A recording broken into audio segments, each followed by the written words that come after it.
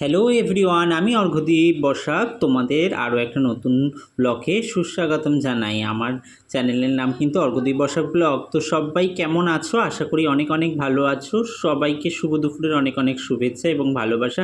তো দেখো, আজকে আরও একটা নতুন রান্না, সেটা হচ্ছে ইলিশ মাছের সর্ষে পোস্ত দিয়ে রসা তৈরি হবে, বা ওটাকে তোমরা কি বলো, ভাপা। তো যে যেরকমভাবে নেবে বা যে যেটা বলো সেটাই তোমরা বলতে পারো। আর সাথে হবে হচ্ছে ইলিশ মাছের মাথা দিয়ে কচুর শাক। তো এই রান্নার রেসিপি, যেহেতু রান্নার চ্যানেল তো রান্না তো থাকবে একবেই। তো আজকে হচ্ছে আমাদের বাড়িতে কিন্তু দুপুরবেলা কিন্তু এটাই রান্না হয়েছিল, ইলিশ মাছ ভাপা সর্ষে পোস্ত দিয়ে, আর রয়েছে ইলিশ মাছের মাথা দিয়ে কচুর শাক। তো প্রথমেই তোমরা দেখতে পেলে মাছের মধ্যে দিদি এখানে সর্ষে পোস্ত বাটা দিয়েছে, তার মধ্যে লঙ্কার গুঁড়ো, হলুদের গুঁড়ো, নুন, স্বাদ মতন একটু মিষ্টি এবং অনেকটা পরিমাণ কিন্তু সর্ষের তেল ঢেলে দিয়েছে।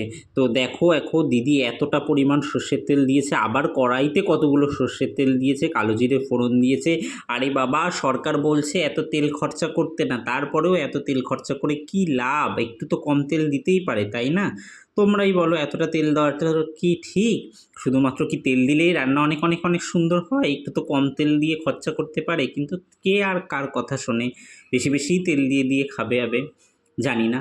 তো এই দেখো, কাঁচা কাঁচা মাছগুলো, আর মাছগুলোকে ভাজলো না, কাঁচা অবস্থাতেই দিয়ে দিল। জানি না কেমন হবে, তো খাওয়ার পরে অবশ্যই তোমাদেরকে জানাবো কেমন হয়েছে।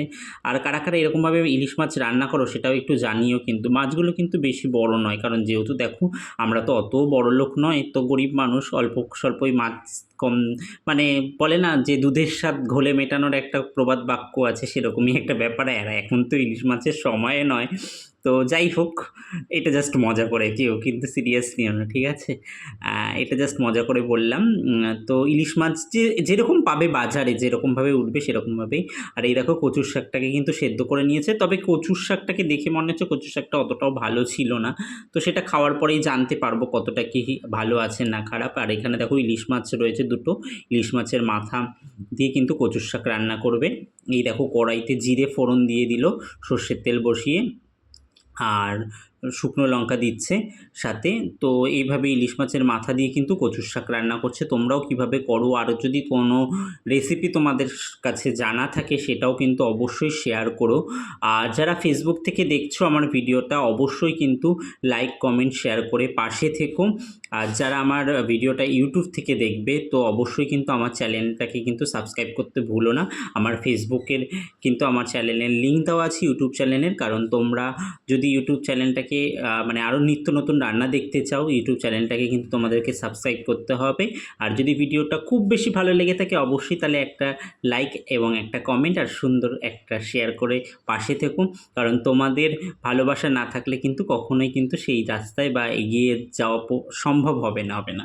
তো আস্তে আস্তে রান্নাটা কিন্তু হয়ে গেল, তোমরা দেখতেই পাচ্ছ। আর দেখো, বৃষ্টি হচ্ছে আমাদের এদিকে, কলকাতায় কিন্তু বৃষ্টি হচ্ছে আমি যতদূর অবধি জানি। আর কোথায় কোথায় বৃষ্টি হচ্ছে, কিন্তু মুম্বাইতে কিন্তু প্রচণ্ড গরম, একদম বৃষ্টির কোনো দেখাই নেই এখনও অবধি। আর অন্য কোথাও যদি বৃষ্টি হয় সেটাও একটু জানাও। প্রচুর পরিমাণে কিন্তু গরম রয়েছে। আর দেখো, অবশেষে দিয়ে রান্না হয়ে গেল। এই দেখো, কচুর শাক হয়েছে, আর এই দেখো পুরো একদম মাছ বাটি ভর্তি ইলিশ মাছ রয়েছে, আর মানে পুরো তেল ভেসে রয়েছে, এত এত তেল দিয়ে খরচা করছে, আর ভাত রয়েছে। তো আজকে রবিবারে সানডে স্পেশালি এটাই রান্না হয়েছিল। কার কি বাড়িতে কী কী রান্না হলো সেটা অবশ্যই কিন্তু জানিও। সবাইকে টাটা, বাই।